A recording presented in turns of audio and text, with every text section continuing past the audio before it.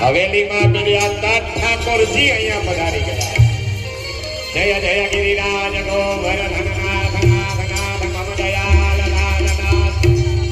અહીંયા સાક્ષાત અત્યારે દ્વારિકાધીશ કૃષ્ણ અમારા ઠાકોરજી પધાર્યા છે. અને ભાગવત કથા આપણા મનમાં એવું ખોચી ગયું છે કે પિતૃ મોક્ષાર્થે પિતૃ નડે ને કથા કરવી એવું નહીં. યાદ રાખજો, દરેક પોથી યજમાન અમારા મુખ્ય યજમાને તો ઘણી કથાઓ કરી છે,